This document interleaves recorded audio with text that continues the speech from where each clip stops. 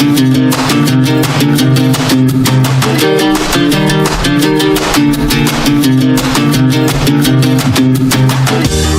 from the Echo Network studios here in Royal Oak, Michigan, this is Odd Musings. And as always, we are your hosts. My name is Brett Pinson, the creator of Boomtown Scabs, The Adventures of Carl, and The Expendables. And I'm sitting here with Scott Zambelli, and I'm the creator of Emmanuel God With Us, that Bible-based comic book series.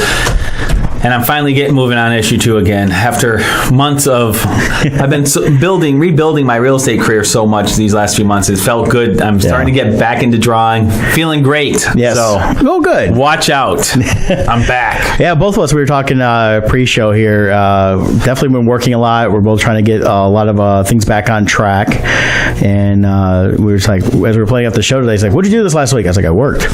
And then what did you do when you were working? I slept. It's a retooling year for us. Yes. For our art careers. And like we were talking about sports. It's a rebuilding year for everything is rebuilding. Everything. Even spring is under reconstruction right now. Yeah, it's snowing right now here in Michigan, for those that don't know. And it's going to be 55 degrees by this afternoon. Yeah, so we're as I said, saw online, go home, winter, you're drunk. Go home, winter, you are drunk. But I think it's like this is like, oh, winter's got to give it up. And winter's like, hold my beer. Yes. Winter is saying, no, today is January 111th. Yeah. It reminds me of the Rankin Bass Jack Frost thing and with Frosty the Snowman. At first they were enemies, then they became friends, and he wanted to keep winter forever so they could continue to play. And they had to learn that eventually you have to go away so that way stuff can grow. And then guess what? Go away, winter. I'm ready for green trees. I think what happened is HBO actually paid Mother Nature to keep winter here, so to promote Game of Thrones. Which is still another year away. The new slogan is winter is still here.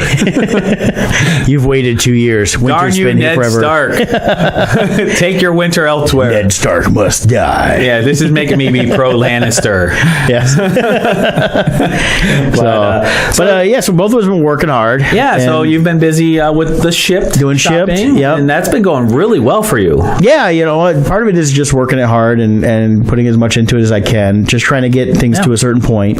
And then I'm enjoying it still. It's tiring at times. I had an order the other day I picked up. It's like, oh, I got a couple hours. Here's an order. I pick it up and it was 2 cases of water, 8 smaller cases of water, 8 things of kitty litter, 2 things of cat food, and she lived on the second floor apartment. So you got your workout in. Yeah, and she was an older gal, so her knees aren't good, and I wanted to go, why are you living on the second floor then? I could have loaded this on a cart and wheeled it in and been done in one trip instead of 8. Well, give her my card, and I will help her move. I will help her sell her place and move to a new location. I don't know if I think these are condos, but I think it's like community is, but it was fine. Yeah. It happens. I was glad to help. It's one of those things where, and it's funny because I do get tips doing this, and she's like, I've only got a few ones and quarters. I was like, well, it all spends. Thank you. You're like, give me all of them. I was like, I need quarters when I go through and get me a soda at Meijer or at McDonald's or wherever I get it from. So, but it's fine. It's one of those things where I got done. I was like, you know what? She couldn't have done it herself. She got herself stocked up. She probably only orders like once a month.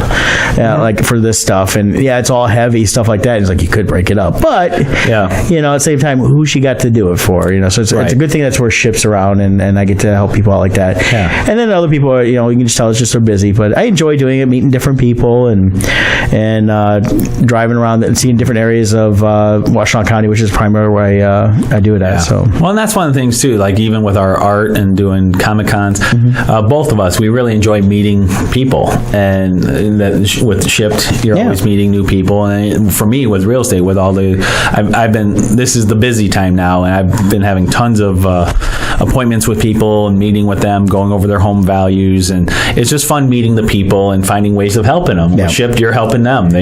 Especially some situations they can't go out shopping, and other people, they're just busy and they want somebody to. For all the years I've done sales, my favorite doing sales was always when I did wireless phones, because one, it was people coming to you, so I wasn't out cold calling. And I did cold calling, and I've done it at times, and it's the least favorite thing to do, but it has to be done when you do those type of sales. But the thing I always like about anything is meeting people at their needs, and I feel like I'm doing that with Shipped. Is like they're placing the orders, but there's a need that needs to be met. Exactly. And some people say, oh, it's because they got extra money, they're rich. Well, some of that's part of it too, but they're also busy.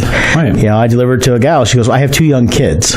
Right. You know how difficult it is to drag kids out to the grocery store, let alone two, and then they want everything. Well, especially nowadays, you get in trouble for beating them in the store. So I know. You got to beat them at home. I did see one where I saw one about two, and he was crying, and the mom was lecturing him. Half an hour later, they're still in the grocery store, and he's acting up again. I'm going, well, if you whooped them good, you know. I know, we're going to get letters. You shouldn't hit the kids. We're not talking about hitting them. We're talking about whooping them. There's a difference. On the behind. Sit down. It doesn't teach them to hit. It teaches them to sit down and behave. A proper whooping only has to be done once. Yeah. My dad always, he would give me the look, and I knew it was time to behave. There was no more whoopings. Yeah, well, I can always tell the ones in the grocery stores where the kids act up and the parents are saying, well, you really shouldn't act like that. And I want to go to the parents, yeah, you really shouldn't act like that. The kid knows your game now. The kid owns you. They've got you trained. The Pavlov. There you go. Experiment. Yeah, ding, ding, ding. Yep, exactly. But this show isn't about beating children. No. So. We should do an episode on beating children. If you have any kids and you want your kids beat, bring them on into the studio. We'll live stream it. Indeed. But so we've been both getting back on track from WonderCon. We talked a little bit last week when we had Randy with us and that, but it was definitely a quick turnaround for us in terms of, both got right back from Anaheim, and I went right after another Comic-Con. You went right back to work. Yeah. And so really this last week after last week's show was all about getting back into my local groove and all that stuff. And I worked hard for 5 days straight. I took yesterday off to actually I ended up going grocery shopping yesterday, but that was for family. Now regarding art-wise, though, you're getting back into writing your 5th book? Well, it's already written. I've got to go back in to finish the pencils. And so I've got to really start cranking that out and get back on track. Your target is to have it ready for Motor City Comic. Right. So I'm trying to have a few ready for that, and because I want to get that done and have it ready, and then go. And afterwards, then I'll get into a trade, and I'll still take individual issues with me for those that collect those. But after a year, I'll just be straight trades, and everything I do going forward is going to be all one-shot trades. And for those who don't know, since he's talking trade talk, trades are when you got multiple issues of a comic book and you combine them into one complete book. Yeah, it's a collection. It's a collection. Those are called trades. Now everybody likes to use the term graphic novel for everything, and so it kind of works both ways. But realistically, a graphic novel is one complete story that once in a while was individual. Most of the time though was just created entirely on its own. Correct. Like Scott Pilgrim, each book that came out was a graphic novel. Even though he did 6 in the series, but they were all 100, 120 pages. Yeah. So once you're done, you'll be creating a trade, which will have all 5 issues in one. Yep. And I have to make the decision before I do that if I want to color the first issue, because that was always done in black and white. And I always said I would color it, but I've had some people say, oh, maybe you should leave it black and white. And so I got to think about that. At the same time, I still have plenty of issue 1s, and my thought is if I do color it, 1, it kind of goes all together as a full color trade, and 2, it adds more value to those individual issues, because I only did one printing of issue 1 where issues 2, 3, and 4 were all done print on demand, so there's been multiple printings. So how do people follow you online? Well, if you go to brettpinson.com, that's the best way to find me. I've got my links there for Facebook.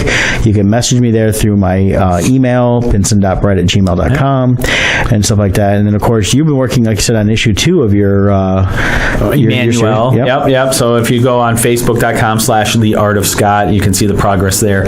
I just posted the helmet series, it's called, that I do, because when I started, it was all helmets. There are certain poses and stuff I do, but this time I just did a Ghostbuster one. I saw that, and I love that you put the library ghost in. Yeah. Technically, I wasn't sure if I was going to get some blowback from the hardcore Ghostbuster fans, because technically she wasn't green. Right. She's a bluish ghost, and but the picture seemed more eerie by making her green. So, well, I think it's you took the artistic liberty with it. I think that works out fine. You're not trying to recreate something from the show or the movie, right? I just couldn't remember if canonically. How do you say that word? In canon. Canonically. I can't remember if in Ghostbusters, for some reason in the back of my memory, I thought the different color ghosts indicated intelligence level or power level or something. I've never really heard that. I got green level or is lower level ghosts. Well, I mean, they had, with Slimer, he was green. Yeah. He kind of fit his motif, and I think it just varied depending on what they were doing. I don't think there was any real thought behind it. Maybe they created something later on, like through the real Ghostbusters cartoon, and I could be completely wrong. It definitely wasn't from that because I never watched that. But whatever it was, for some reason in the back of my mind, I'm like, I might be breaking canon on this. I don't know. And I personally like it. Well, first of all, I mean, really, I mean, they didn't have the suits, they didn't have the things when they saw the library ghosts.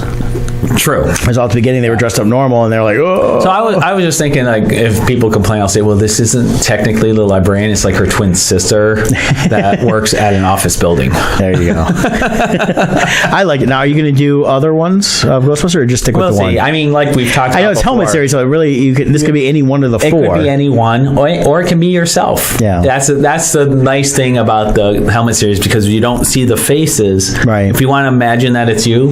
Yeah. Plus, I don't know enough about the proton packs to know, like.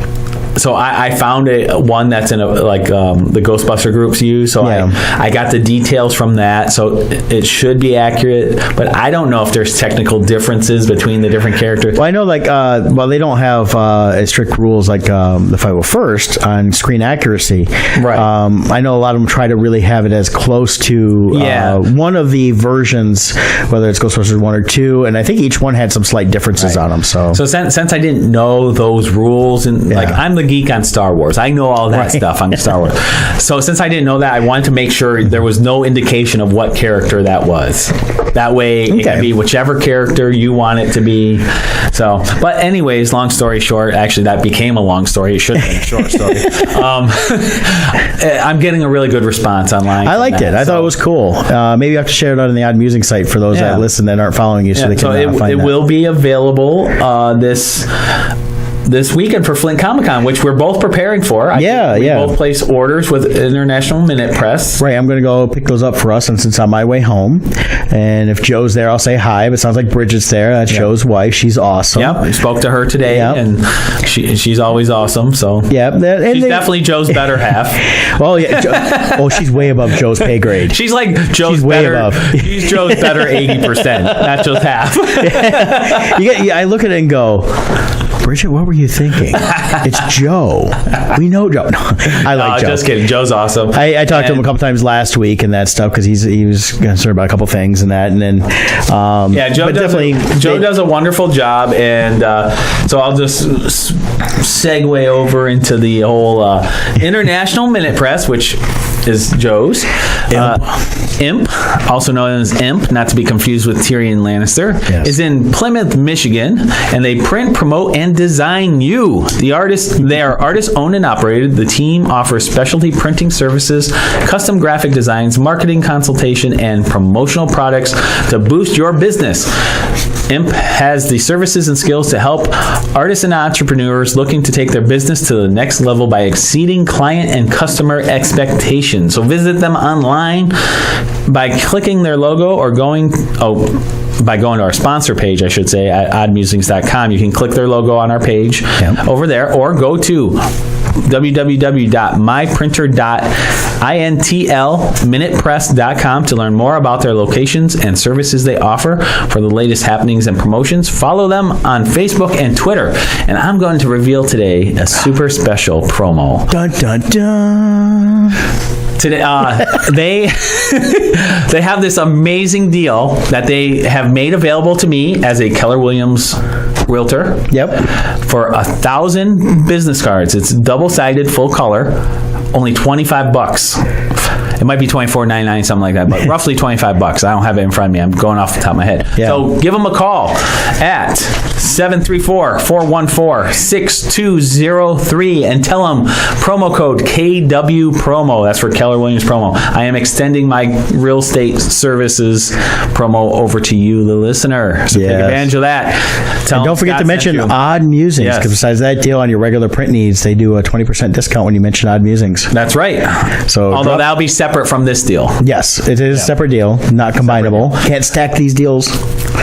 So exactly. Can't touch this. All right, so sorry, Joe. I'm messing up your promo. We could roll into "Never Gonna Give You Up." Oh no, the Rick roll. We'll be talking about that soon too. So, anyways, follow them on Facebook, Twitter, Instagram. They do amazing work. They did our banner, as we always point out. Yeah, which you can't see all of it on the video, but it's close there. They do our color prints for our posters, which the fans always love. They love the quality, and they can do that for you and your business. So check them out. And they got a lot of cool things they can do. I mean, they really handle not just the art sides for us, but they handle business stuff. When you need like the forms and things like that, they can do it all. So that's right. So check them out. In fact, I'm even going to go an extra step for Joe, and I'm going to type the direct link to their website. Ooh. You guys should be so impressed. I know. This is hand typed. Scott's actually typing. Hopefully I don't fat finger it. But so this week we're going to talk a little bit about Santa Clarita Diet. If you haven't been watching, it's on Netflix. Stars Drew Barrymore, who I got to meet a couple years ago when she was in Ann Arbor promoting her book. So I have a book signed by her. And I remember when you talked about that. I forgot about it, but now that you mentioned it, I totally... they did a great Q&A with her for the first hour. Then afterwards, they brought segments in and went through it. And she was just signing. You couldn't take pictures with her. You couldn't, she wouldn't chat with you. She did say something because I bought an extra book for someone at the time. And I mentioned that, I need to get a book for somebody. And she goes, "Oh, you're such a nice man." I was like, "Oh, well, thank you."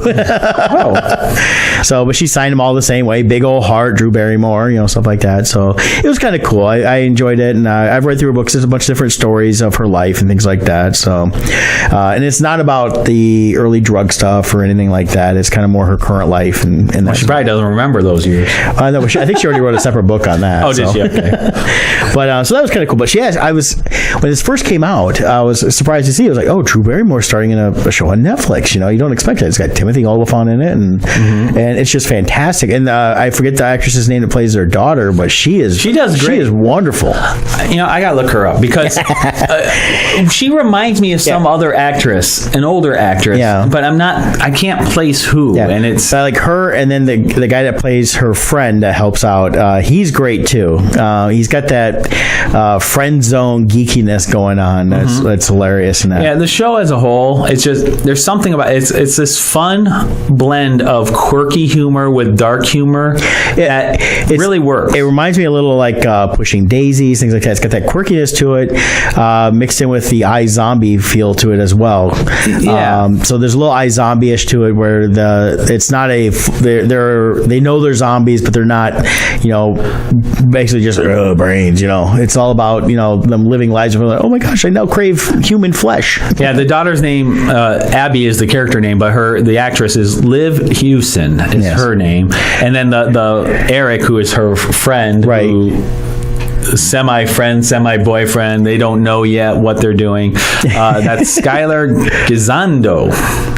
So there you have it. That's a nice name. Yeah, but the cast is great. The cast overall does an awesome job. I'm loving the interaction with the female police officer who I love how... Oh, now she was in the short-lived ABC family show The Middleman, another superhero show that was on several years ago. And I loved seeing her pop up on this because I hadn't seen her really in anything in a while. And I love her in this. She's great. I like her. She's got that weird quirkiness to herself, just the way she always is. If you ever watched The Middleman from ABC Family, she played an artist, which she plays an artist in this one. So I think it's in natural life she must be an actual artist or something. But she's a police officer who enjoys doing art, right? And what's funny is she has this gut instinct about something is wrong with all of these missing things, and no matter what suggestions Drew Barrymore and her husband make to try to get her to do something else, somehow that causes her to. And she's also and I'm not sure if she's just Christian or Catholic, but she's a Christian Catholic lesbian, and so they bring all that around too. Yeah, it's a funny. She's got a weird dynamic to her all the way around. Yeah, the actress's name is Natalie Morales. Yeah, and let's see, she's known. Oh, she was in Parks and Recs. Yeah. Let's see, I'm trying to find ones that I recognize her from. What did you mention? The Middleman. The Middleman. Yeah, and that was Powerless. She was in Powerless. Oh yeah, that's right. I forgot she was in Powerless. Another short-lived one. I like that one too. Yeah, let's see. I'm trying to think what because there's something I know her from. She popped up a lot, and she had a lot of like one episode, 2 episodes, or she'd be like in arcs in the series, but she was never like the lead, other than The Middleman, which I own that on DVD, so I'll bring that up about every 6-8 months and pop them in and watch them, because it's just that's a fun show too. And it's about The Middleman's about a agency that they're the ones that come in and clean up after weird stuff happens, and they basically just everybody say, yeah, what you really saw was this. And they kind of explain it to people like, oh, okay. Yeah. I mean, they had flying piranha that were eating people, so. Yeah, but the best part, not the best part maybe, but one of the best parts of Santa Clarita Diet is the reappearance of Nathan Fillion. You gotta love Nathan Fillion. So in season 1, it was a complete shock when he made his appearance. Yeah, first episode. Well, it was only the first Yeah, it was just the first episode, and then he was like the first victim. He was the first. He was like this womanizing. Was he her boss? He was a jerk. But was he her boss or what? No, he was a police officer. He was a dirty police officer. Yeah. And but he was a womanizer, and he started doing things towards Drew Barrymore and ended up being consumed. Yes. As her first victim. But she consumed his cojones. Yes, and they talk quite a bit about that part. Yes.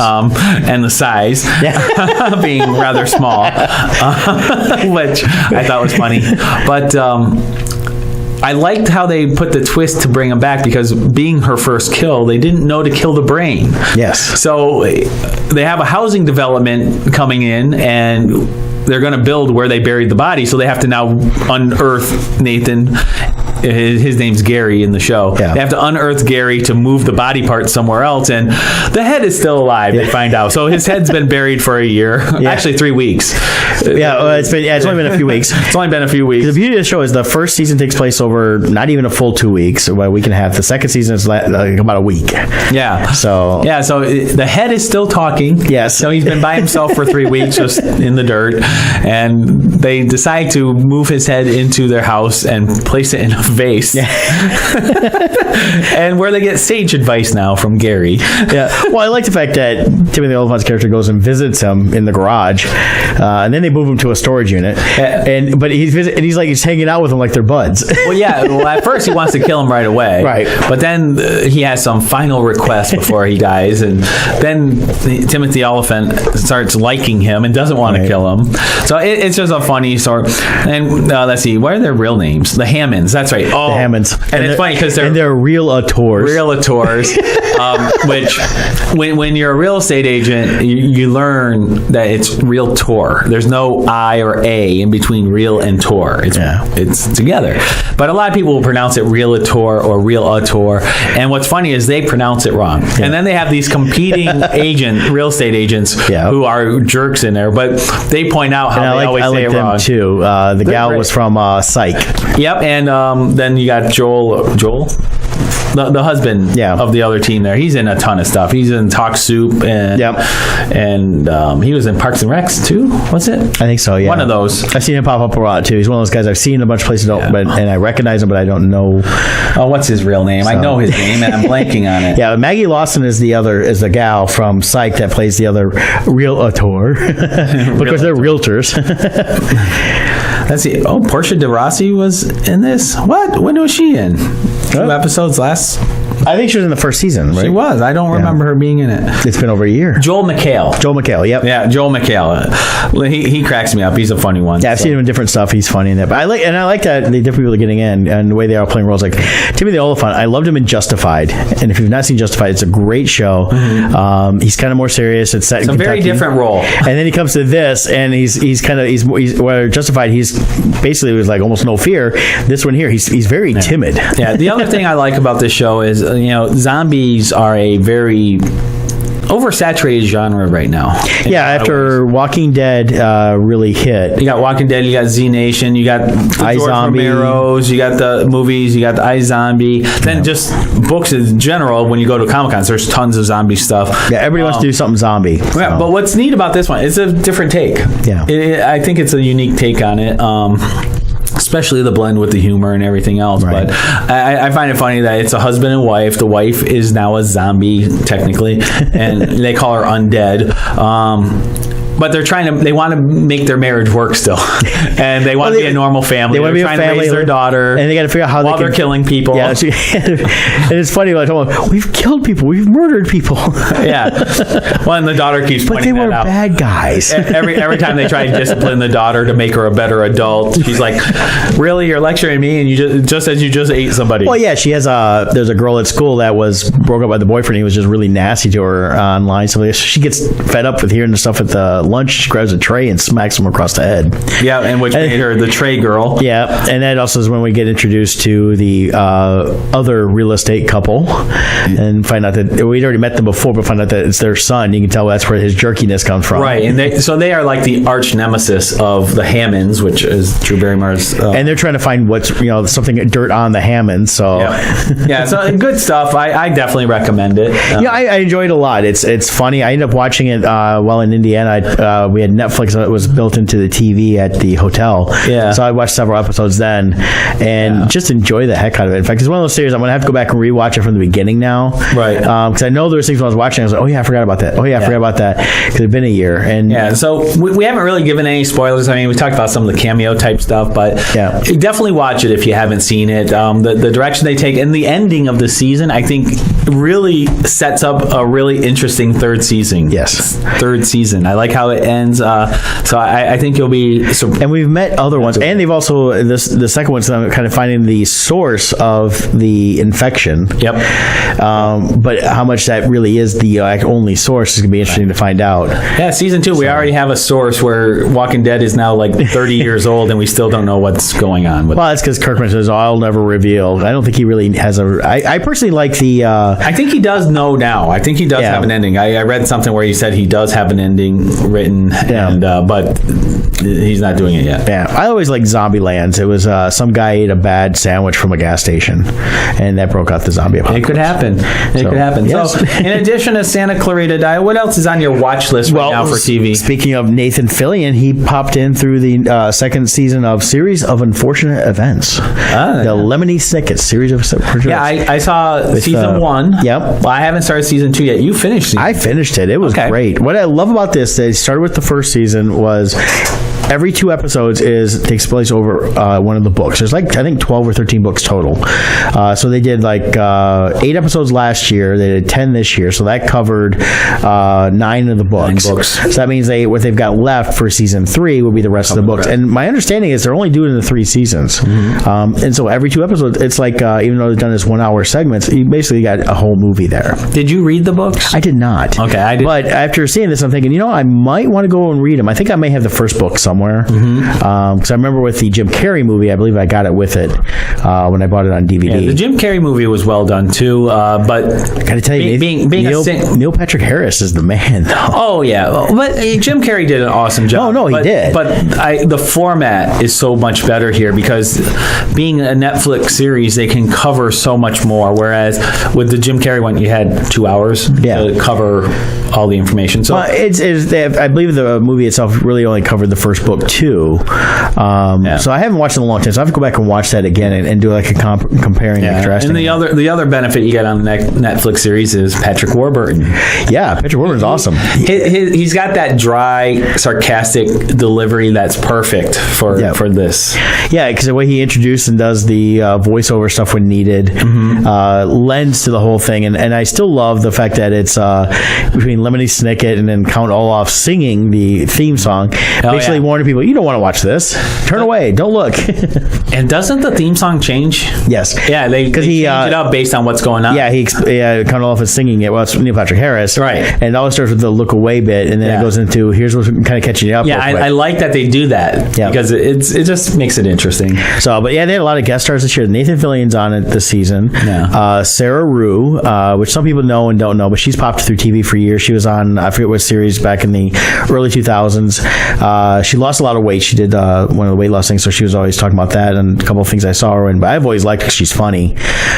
She was in Big Bang Theory for a short time, played a doctor that dated Leonard, things like that. So if you see her, you're going to recognize her. She's been around enough. Cool. And she's great. I like her in this. And then different people they brought in, and even people not even known actors, but just some of the actors they get are fantastic. One of the 2 2 episodes takes place at a school, so you get a lot of the younger students. And there's the one girl who is basically the pain in the behind, and she was hilarious. She really made the whole 2 episodes. I love that. Cool. But definitely Netflix with worth the time to see. Oh yeah, definitely. Those are 1 hour episodes, aren't they? They're 1 hour episodes. Yeah. I watched them in where I'd watch the 2 episodes together. If I couldn't start and watch the next 2 episodes, I wouldn't watch them. I'd wait till I could do it because it covers the whole book. I wanted to see the entire, basically the 2 hour movie at that point. So very cool. Yeah, one of the problems, I haven't watched it yet because I mentioned this off here. Growing up, how much did we complain there's nothing to watch on TV? We have 100 channels and nothing to watch. We have the opposite problem now. There's so much to watch. So, I haven't gotten up to that yet. I started watching The Crossing, which just started. Yeah, I've got to watch. Check this out. That's on network TV. I believe ABC. I could be wrong. Yeah, I think ABC. That sounds right. I'm halfway through episode 2 right now. Episode 1 was good. Steve Zahn is in it.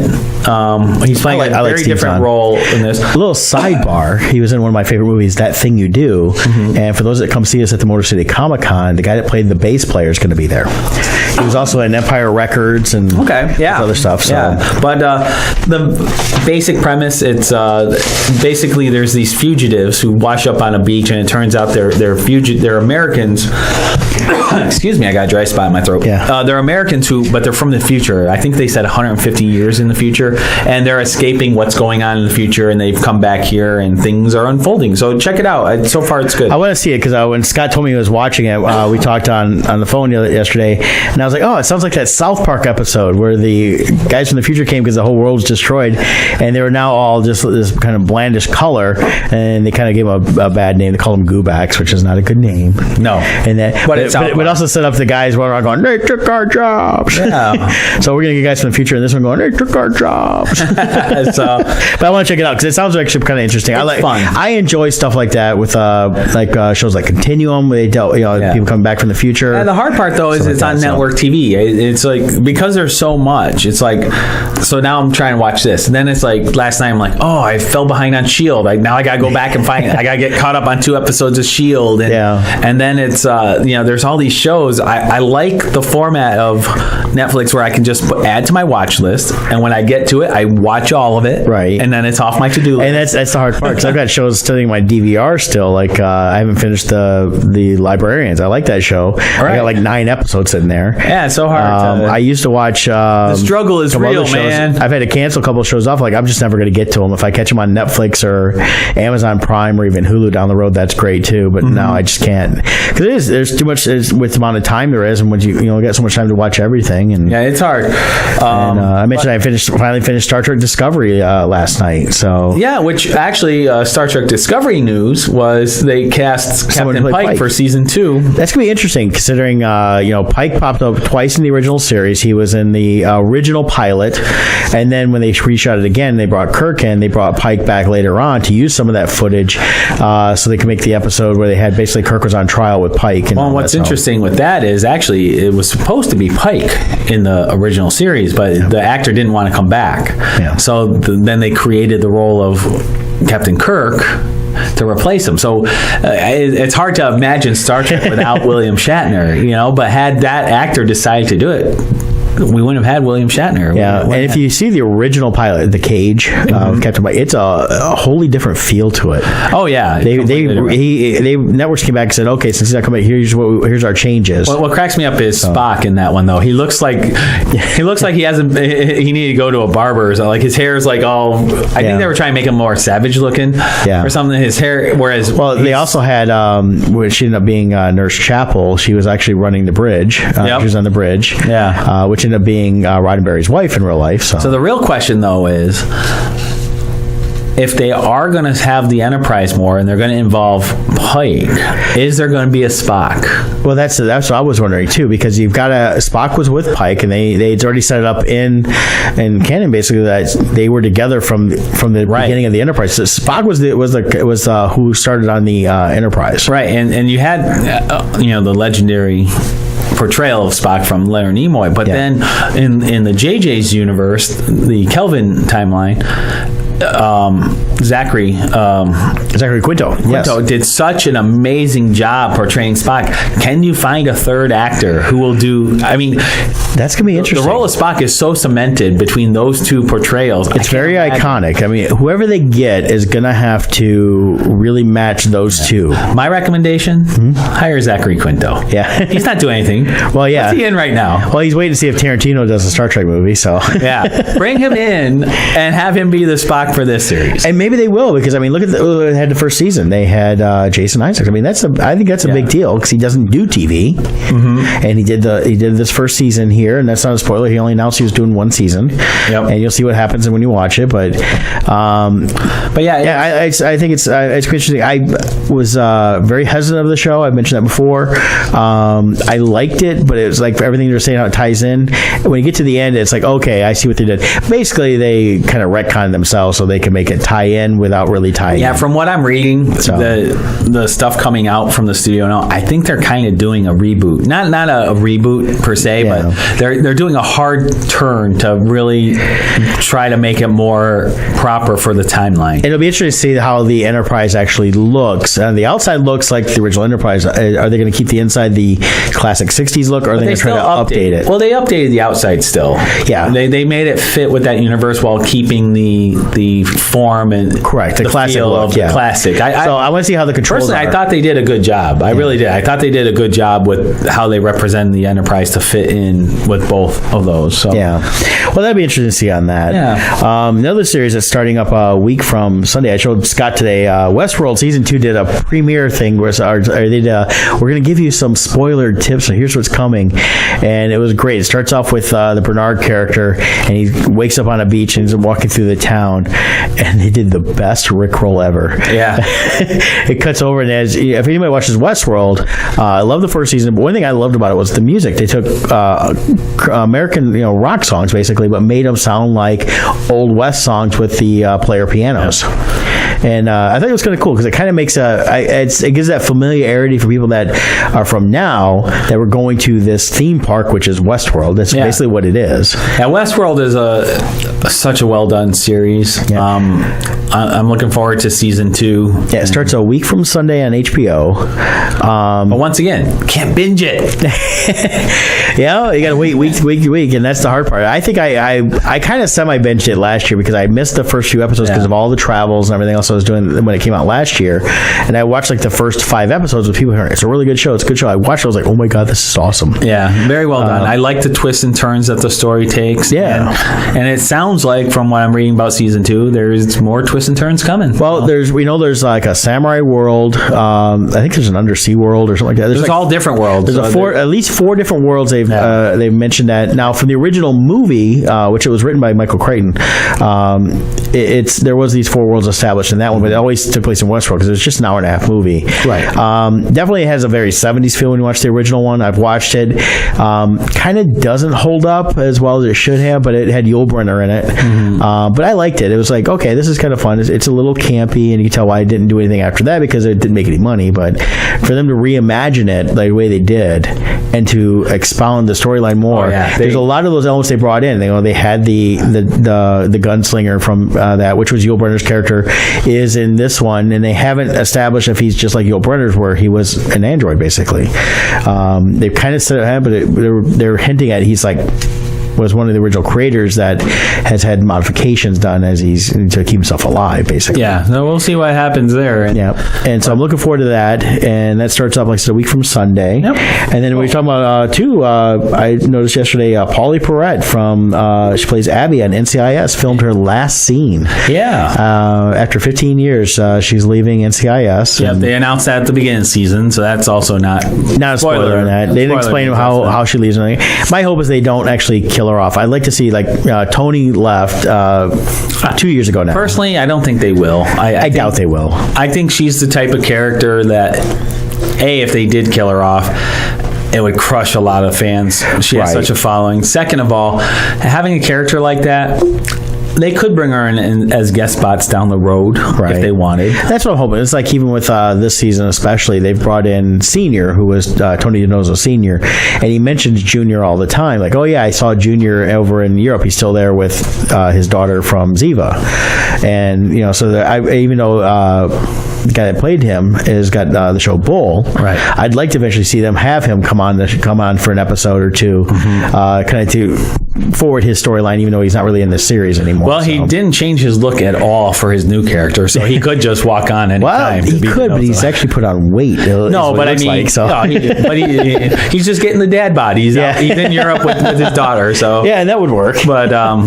so seeing Paulie Perrette, it's kind of well, it's one of the things where I'm glad. I love the series still, and I like the new characters they brought in to kind of help keep it going, so it doesn't feel like the same old. We've seen growth in the characters, and she felt like it was time for her to leave, and it was her decision. Yeah. Well, she's almost 50. I think she's up there. Yeah. She's much older than she's like a year or two older than me, so it's not bad. I think she's like 49 or 50 or something like that. But I think it's also after 15 years doing the same character, you're kind of like, I got to do something different. Plus, she's still in a show where she's playing a character that's wearing like mini skirts, fishnets, and dog collars. When you're 49, it's like, but she still looks good. Yeah, but it's not that. It's like, what other roles can she get? She's going to be so typecast. She needs to totally do some other stuff. I mean, people forget she did roles earlier where she wasn't really well known. The one I knew her from was Almost Famous, where she played the DJ and early in the movie, talking with Lester Bangs from Cream Magazine, and it was like a 5-minute scene that she was in. Yeah, that's even like in the show Teen Wolf, for instance, the actress Crystal Reed who played, oh God, I'm blanking on the character name. Whatever her character name was, I'm blanking. But she was a main character that everybody loved, but she was 30 playing an 18-year-old. Yeah. And well, it's like 90210. They were all in their mid to late 20s. So she left the show, and actually I know this part because I know her mother actually. She grew up in Roseville. Oh, okay. And her mother was telling me this. I'm like, why is she leaving the show? She's such a great role. And she's like, because she's 30 playing an 18-year-old, and she's getting so typecasted.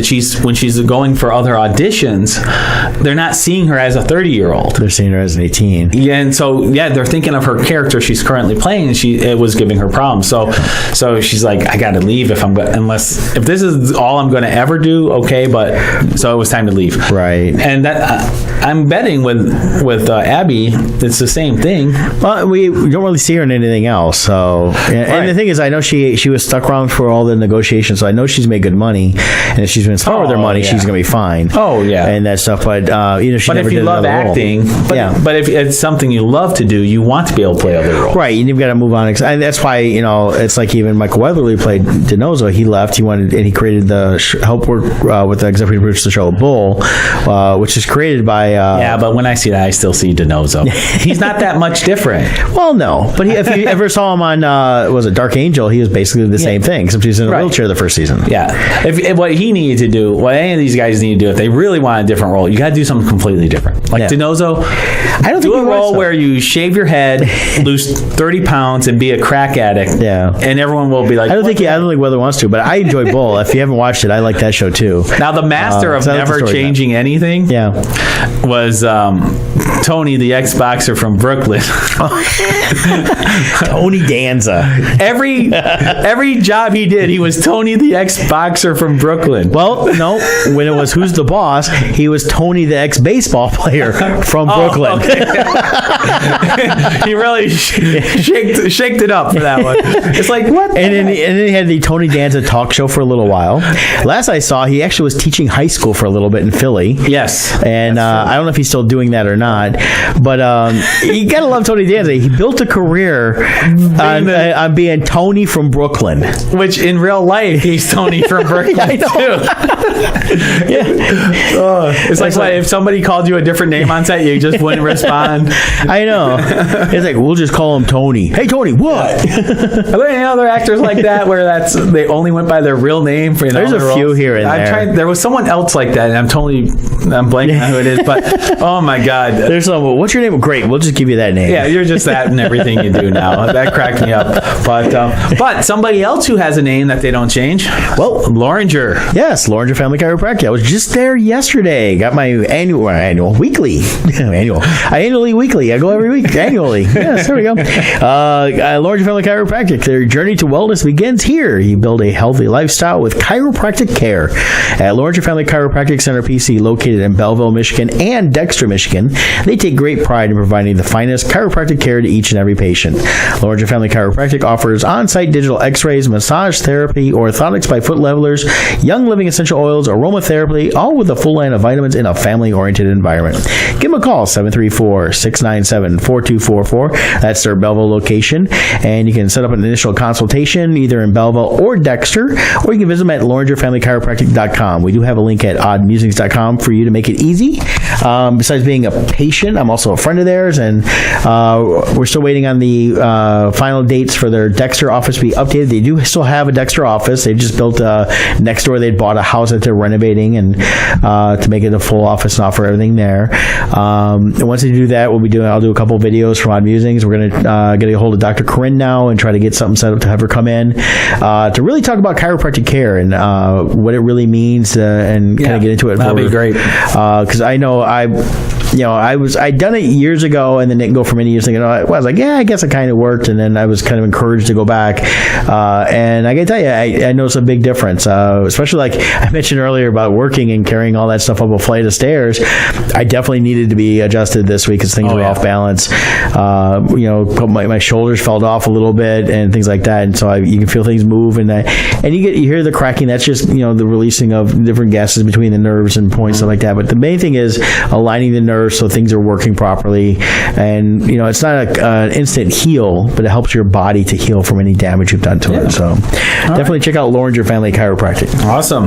Well, it's the time of year, being spring, where we're going through all these TV shows because there's a lot of new things coming out, but same in the movies. There's so much coming out with spring, and so we're going to highlight a few things. If you're listening, feel free to type into the comments what movies you're most looking forward to. Right now at the movies, I don't know if it's a surprise or not, but The Quiet Place is really doing well. That's John Krasinski. I think it's Emily Blunt in it, and John Krasinski actually directs it. Right, and Emily Blunt's his wife in real life. And it sounds like, I'm not saying the story's the same, but it's going to be like this year's Get Out, where it's kind of coming out of nowhere. Right. And people are like, hey, this is really good. And it's getting more word of mouth. And I really hadn't heard anything about it until I saw a post on Facebook about it. Yeah, and a big post on Facebook was Chris Pratt.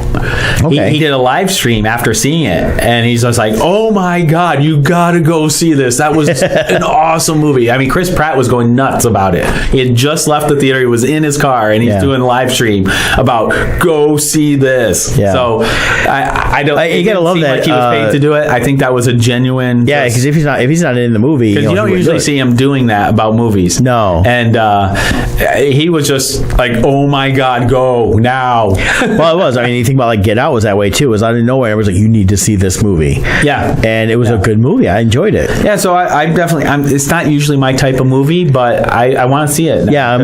All the stuff we've talked about this morning, but then seeing stuff online, like I may have to go check this out when I get a moment. Yeah. And then more along my style of action, Rampage comes out. I'm excited about Rampage. This is the type of movie that I love going to movies for. It's a popcorn film. It's all action. It's going to have an interesting storyline because they've already showed it in the trailer. He's got his got The Rock, and he's got his buddy George, who's the ape. Yeah. And something's happened where he starts growing. Then they find there's other creatures out there. And Dwayne Johnson has really solidified himself as the action. He's basically Arnold. He's Arnold in this generation. Arnold would do the fun action films. He knew his role. Yep. And that's what he did. And Dwayne Johnson's doing an awesome job in these. We're just making films that are fun to see. He really does a great job with his acting in it. He's not stoic or flat in his acting. He's really good with his timing. Yes.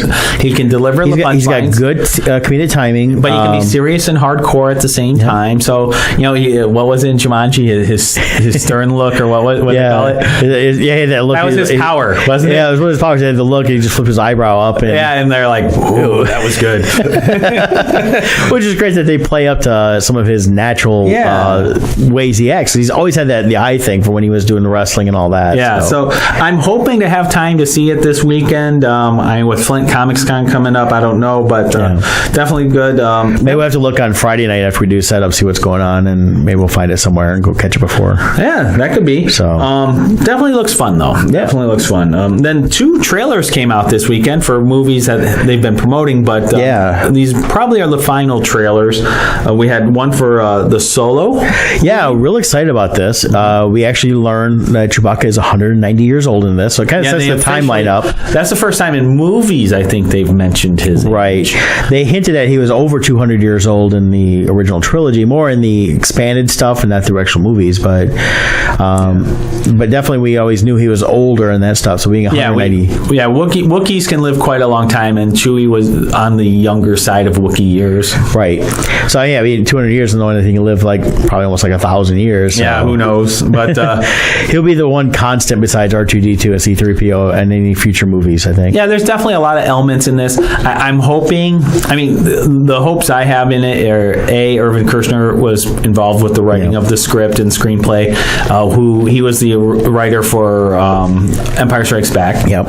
So he did, and director of Empire, right? No, I think he directed Jedi. Is it Jedi? Empire, I'm talking about. Okay. Empire. I might be mixing up 2 names, but it wasn't George Lucas. Gary Kurtzman. It's the other one. Yeah. Anyways, he's part of it, and then you got Ron Howard, which I think he knows how to interpret a movie. Ron Howard's not going to try to make his version. He knows. Well, yeah. Everything we heard when they had to stop production was they brought Ron Howard in to get things back on track, and Ron follows the script. Right. Ron is everything I've ever seen on him in terms of his directing. That is a classic director. Yep. You take certain liberties here and there on certain things, but when it comes down to it, you shoot the script. Right. Your script is your guide. You don't veer from that. Yeah, and I really think that with this movie, I'm hoping they go with it. I think less will be more.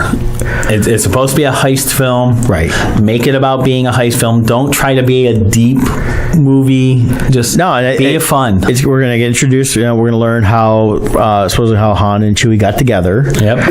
We're going to learn how they meet Lando. Yep. There's other characters we don't see in the Star Wars movies that we'll get to meet here that kind of contributed to Han Solo becoming the Han Solo we know. But the real focus is how did Han meet Chewie and how did Han get the Falcon?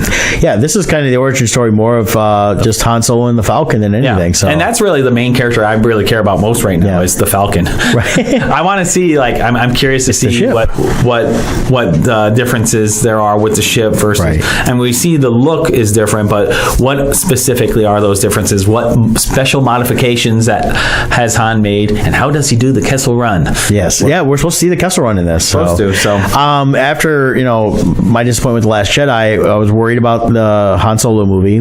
Scott and I talked about it at length off the air. But seeing the first 2 full trailers and that, now I'm kind of like, okay, now I'm getting excited again for it. So I definitely want to go see it. I'm hoping I don't get disappointed. But I'll definitely be going to see it opening weekend. My only disappointment is the actor playing Han. But if the writing is good, I can forgive the actor playing Han.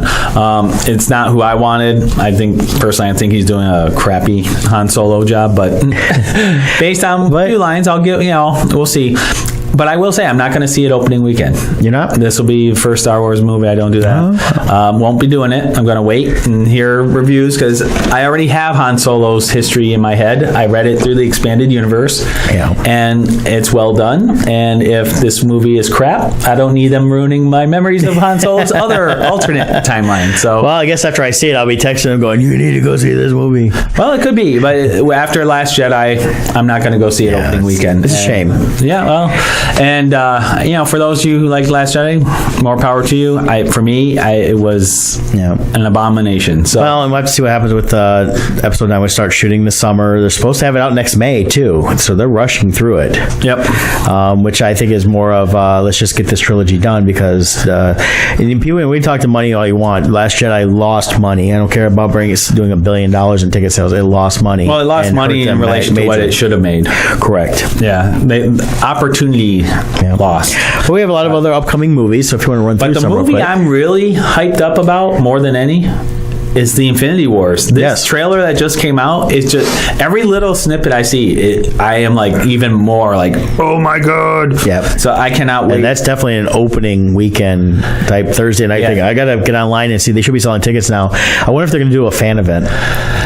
I know. So I'll have to do that. One of the theater, I think it's AMC, is doing all the movies. Yeah, it's like a 24-hour thing, and then more than 24, I think. Yeah, whatever it is. But I guess they show the Infinity War. You see it like at midnight on that Thursday night. I believe it's a 32-hour marathon. Too much. I'm sorry, that's too much. Well, it's 18 films. Something 18. So 2 hours each. That's, something like that. But it's crazy. It's just too much. I can imagine sitting in a chair for that long at a movie theater. Oh, geez. That would be... you know how Sunday at Comic-Con smells?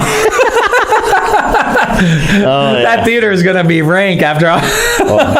Theater of people. I'm just going to go see it on... I'm going to do the Thursday night before, preview night. That one I'm going to see multiple times. I already got my tickets for Friday morning. Okay. Which is opening day. But I probably will see it Thursday evening also. Yeah, I need to get online and get my Thursday evening ticket bought. And then... I'm so excited for that one. I am too. I think it's going to be great. I can't wait to see that. And then... Deadpool 2. Deadpool 2 comes out. You're in mixed things on that. I'm here. It's shocking how little advertising.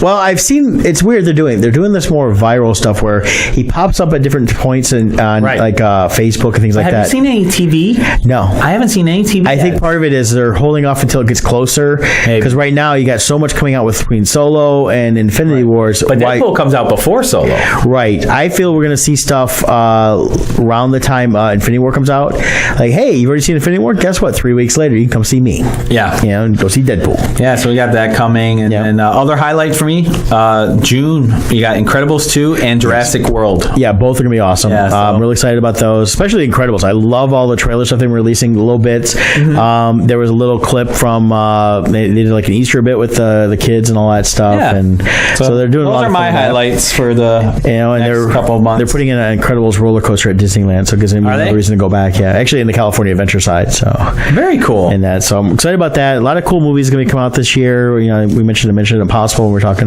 before we got on the air and all that. Yeah.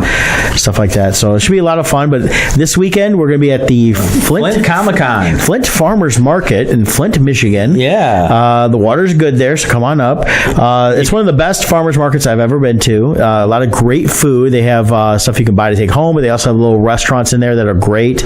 We'll be up there from 9 to 5 on Saturday, April 14th. April 14th. You can look it up by looking up Flint Comics Con. That's COMIXCON. Yep. Or look up Flint Comics. I think I shared on the Odd Musings Facebook page. You did. The invite, so people can come out and find us. This is one of those great appearances where you can come meet both Scott and I and get our autograph, buy some artwork. And what's awesome is if you enjoy going to Comic-Cons, yes, this is a small show, but it's a good show. It's well done, and it's only $5 to get in, and children 12 and under are free with a paying adult. So if you have 2 children, bring 2 adults. There you go. Yeah. And it's a lot of fun. It's definitely a family thing, and it's also first thing in the morning takes place the 5K superhero run. Yep. So that's there are separate events, but it takes place all around the same place. So it's going to be a good time. So, Dominic of Mess Bucket Comics will also be at Flint Comics Con. Yeah. So Dom's going to be there with us. It'll be great. So yeah, come meet the whole crew. And then after you shop with us, enjoy the amazing food that the vendors have at the farmer market there. It's really good. Way too much to mention. Just come on out and check it out. But huge variety. Just look up Flint Farmers Market, Flint, Michigan. Get the address. Come on out. And 9 to 5 on Saturday. We'll be looking forward to see you guys. Make sure if we've not met you before, you tell us how you listen to Odd Musings, and we can't wait to see that. Anything else before we go? Take us out, Dom. See you, Dom.